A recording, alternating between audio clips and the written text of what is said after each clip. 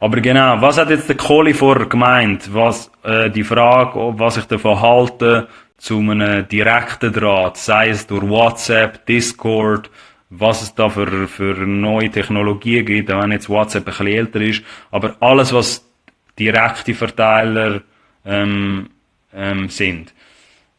Weil das gibt mir jetzt gerade so einen sehr schönen Übergang in das Thema, zum können den Elefant im Raum ansprechen, sage ich mal, und das wird wahrscheinlich auch ein schöner Clip, wo ich dann irgendwann mal einzeln auf YouTube tue, nämlich der ganz große Elefant im Raum, wo auch alle, sage ich mal, universal gesehen, alle Künstler da draussen kennen und auch Unternehmen sich bewusst über den Elefant sind, aber niemand das so gerne wird ansprechen, wenn es um deine Social Media Follower geht. Und das ist für Leute, die vielleicht das Gefühl haben, eben, ich bin da schon bei 1000, 2000, 3000 oder lass es 5000 Follower sein und die Episode irgendwann sehen.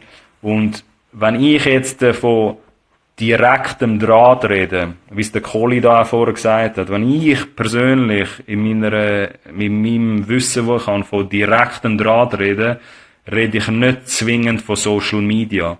Das dürfen wir halt nicht falsch verstehen, weil der Elefant im Raum, wie ich es vorher gesagt habe, ist, dass wenn man das völlig nüchtern würde betrachten, also total trocken und nüchtern und die Illusion und die Fantasie mit der Cloud einfach mal wegnehmen, wenn man das wirklich nüchtern betrachtet, dann sind die Follower, die du als Künstler und Künstlerin aufbaust auf diesen Social Media Plattformen, die gehören nicht dir, sondern diesen Plattformen. Das heisst jetzt nicht, dass du das nicht machen sollst, dass du die Social Media Plattformen nicht bewirtschaften sollst. Aber was meine ich jetzt mit denen, die Follower gehören ihnen und nicht dir? Ganz einfach, oder ja, am banalsten, am einfachsten, am simpelsten ausgedrückt, ich sehe das mit Social Media und Leute, die so ein bisschen Musikmarketing verstehen, sehen das mit Social Media eher als indirekten Kommunikationsweg. Darum, der Kohli und vielleicht ein paar andere haben dort schon ein bisschen studiert, wenn es um das geht, oder man hat selber ein bisschen gemerkt, wieso nenne ich das jetzt einen indirekten Kommunikationsweg? Die Social Media Plattformen, die meisten, wenn nicht alle, die es jetzt gerade da draussen gibt aktuell, und das würde in der Zukunft wahrscheinlich auch so sein, die geben dir meistens nur ein bisschen eine Illusion, dass du wirklich einen direkten Draht hast zu deinen Leuten. Weil die meisten Follower, ich sag's mal so, ein direkter Draht wäre, dass du eine Telefonnummer oder ein E-Mail oder wie der Kohli das vorher gesagt hat, einen WhatsApp-Verteiler hättest, wo du die Leute direkt kannst ansprechen. Etwas, wo dir niemand wegnehmen kann. Wieso habe ich jetzt vorher gesagt, die Follower gehören diesen Plattformen und nicht dir?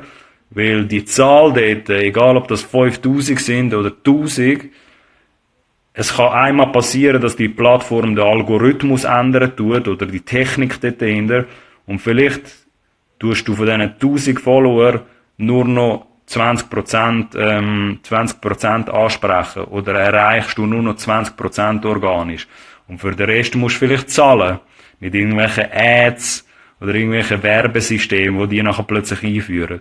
Und wenn das für Leute, wenn ich das jetzt so sage, bekannt vorkommt, dann ist das nur aus dem einzigen Grund, weil das schon alles passiert ist auf diesen Social Media Plattformen und die dir halt einen sehr guten Job machen, in dem dir halt das Gefühl zu geben, dass du mit deinen Leuten direkt connected bist. Aber einen wahren, direkten Draht kannst du eigentlich, auf das kannst du erst hinschaffen, wenn du jetzt gewillt wärst, und nachher kommen wir noch ein bisschen tiefer in das rein.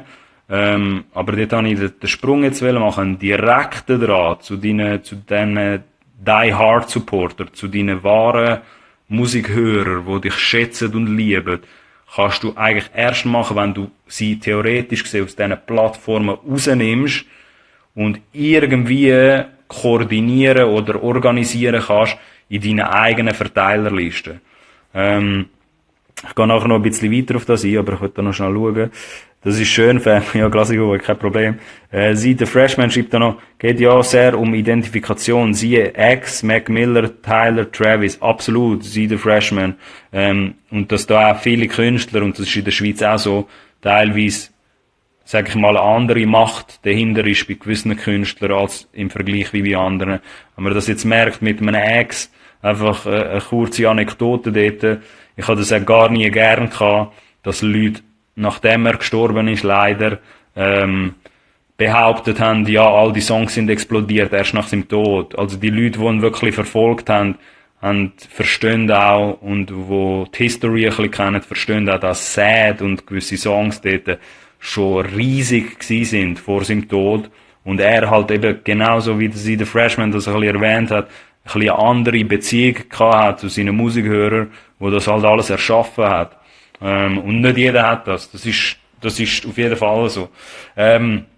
Um aber auf den Elefant im Raum zurückzukommen, weil das wirklich, ich behaupte es ja ab und zu, ja, das ist wichtig, was wir da diskutieren, aber das ist wirklich ein wichtiger Grundsatz, wo man ein bisschen muss verstehen, wo auch der Kohli jetzt da mir vorweggenommen hat, dass denkt halt nicht abschliessend, Social Media ist ein direkter Draht.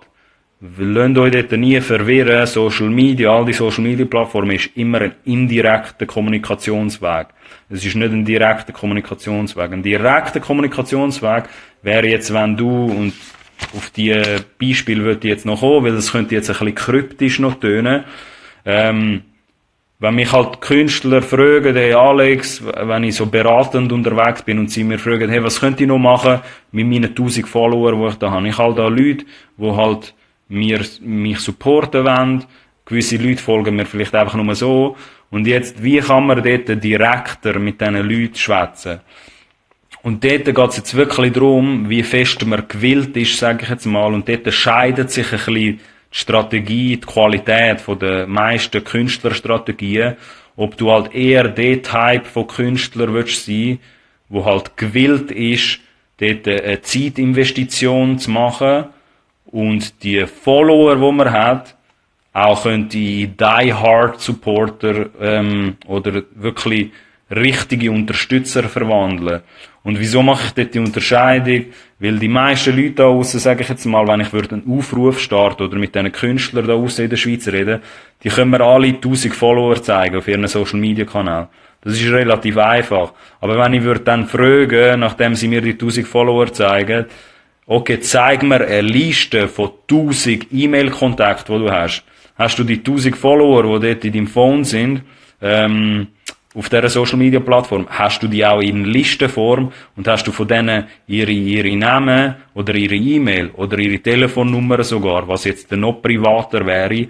Aber dort gibt es natürlich auch gewisse Konsumenten, Datenschutzregeln, sage ich jetzt einmal, weil das auch noch wichtig ist, zu unterscheiden, wenn ich so von so Verteilerlisten rede ich da jetzt nicht davon, hol dir jetzt irgendwelche E-Mails von irgendwelchen Leuten, die deine Musik nicht interessiert und spam sie zu mit deiner Musik. Von dem wirklich nicht falsch verstehen, das meine ich nicht mit eure Beziehung zu euren Musikhörern verstärken mit Verteilerlisten. Ich rede von diesen Leuten, von diesen 1000 Follower, die man jetzt hätte auf Social Media als Beispiel, von diesen 1000 Follower kann es sehr gut möglich sein, dass vielleicht, nehmen wir 50% weg, wo nur dort sind, einfach wegen dem Grundrauschen und eigentlich nicht deine Musik irgendwie Tag ein, Tag aus hören, dann hast du noch 500 Leute und von diesen 500 Leuten, sagen wir 100 von denen, wären vielleicht daran interessiert, einen näheren Bezug zu dir aufzubauen. So die 100 Die Hard Supporter, nennen wir sie jetzt einfach mal, die Die Hard Fans.